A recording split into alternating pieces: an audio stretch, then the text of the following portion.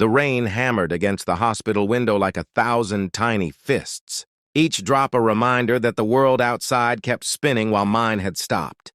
I pressed my forehead against the cold glass, watching the parking lot lights blur into golden streaks through my tears. 48 hours. That's all the doctors said Mom had left. 48 hours. To say goodbye to the woman who taught me that a smile costs nothing but means everything, that kindness is never wasted, and that we're all just walking each other home. I didn't know then that a stranger would prove all of Mom's lessons true in the most unexpected way. Her name was Rebecca, though I wouldn't learn that until later. When she first walked into Mom's hospital room that gray November afternoon, I assumed she was another nurse, maybe someone from a different shift I hadn't met yet. She wore scrubs, but they were different, patterned with tiny sunflowers that seemed absurdly cheerful, against the beeping machines and antiseptic smell that had become my world. "Wrong room," I said quietly, not looking up from Mom's hand, which I'd been holding for so long my fingers had gone numb. "Room 412?" she asked, her voice soft but certain. "Yes, but—" "Then I'm exactly where I need to be." I finally looked up at her. She was maybe 60, with silver hair pulled back in a loose bun and eyes that crinkled at the corners like she smiled often. She carried a small canvas bag over her shoulder and moved, with a gentle confidence that made the room feel less suffocating. "I'm sorry, but who are you?" "Someone who'd like to sit with your mother for a bit, if you'll let me." She pulled up a chair on the opposite side of Mom's bed. "And with you, if you'd like the company." I should have been suspicious. I should have called security or demanded answers. But there was something about the way she settled into that chair, the way she looked at Mom, not with pity but with genuine tenderness, that made me stay silent. "She's beautiful," Rebecca said, studying Mom's face. I can see the kindness in her even now. It's in the set of her mouth, the way her hand naturally curves open, like she's ready to give even in sleep. Tears spilled down my cheeks. "You can see that?" "Always could. Some people wear their goodness on the outside." She reached into her bag and pulled out a worn paperback book. "Would you mind if I read to her?" "To both of you?" That's how it started. This stranger, this inexplicable woman in sunflower scrubs, began reading poetry to my dying mother. Not the flowery, complicated kind, but Mary Oliver and Maya Angelou, words about nature and resilience and love. Her voice filled the room like a warm blanket, and for the first time in 2 days, I felt my shoulders relax. After an hour, she closed the book. "You should go get some real food. Not hospital cafeteria food, real food.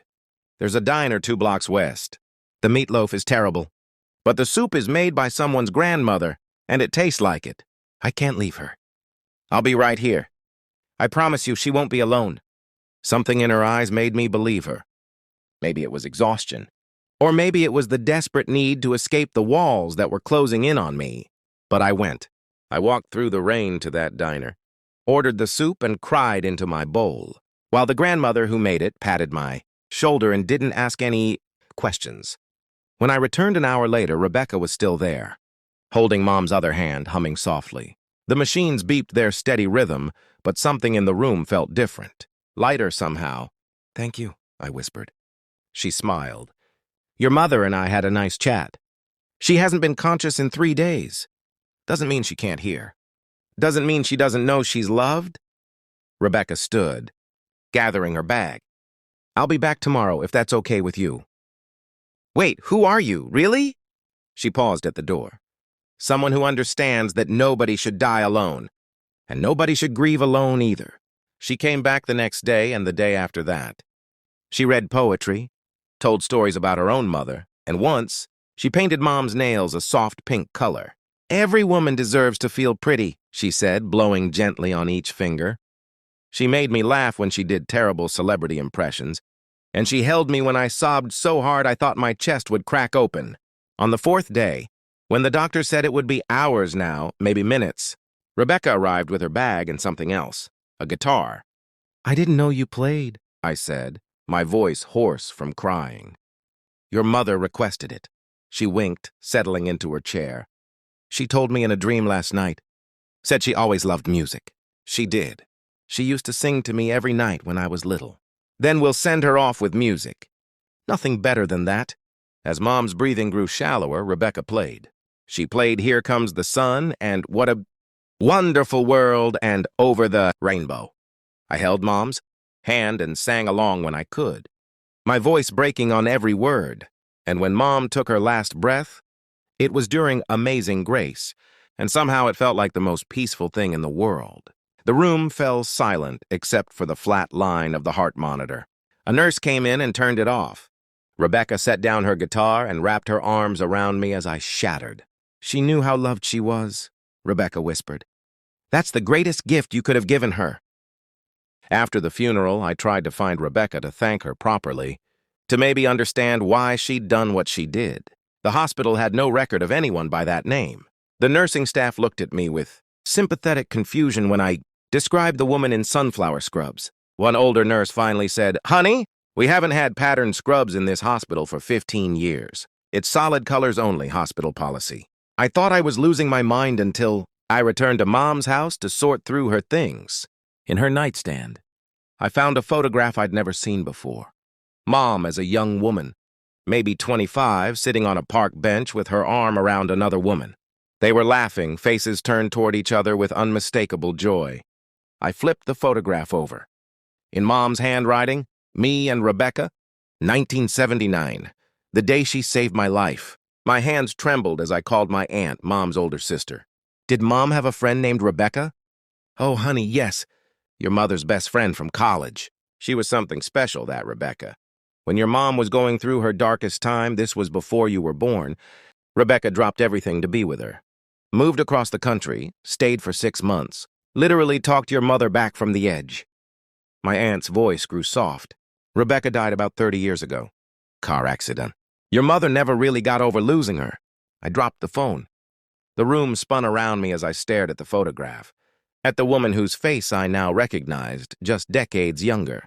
The same crinkled eyes, the same gentle smile, the same unmistakable presence. She came back. Somehow, impossibly Mom's dearest friend, had come back to do for her what she'd done all those years ago to make sure she wasn't alone, to fill her final days with love and beauty and grace. And she'd stayed to help me too, to show me that love doesn't end with death, that the bonds we forge in life are stronger than anything. I sat on Mom's bed, clutching that photograph, and for the first time since she died, I felt something other than grief. I felt awe. I felt gratitude. I felt the profound truth of everything. Mom had tried to teach me about the enduring power of human connection. That was 7 years ago. I still have the photograph on my nightstand. And once a month, I go to the hospital where Mom died, and I sit with people who are alone. I don't wear sunflower scrubs. I'm not that on the nose, but I bring books and sometimes my guitar, and I remind these strangers that they matter, that they're seen, that they're loved. Some people think I'm crazy. They ask why I spend my free time with dying people I don't know. They don't understand that I'm not doing it for strangers. I'm doing it because Rebecca showed me that kindness echoes across time. That love is the only thing we carry with us, and that being human means showing up for each other, especially in the darkest moments. Last week, I sat with an elderly man whose family lived across the country. He couldn't speak anymore.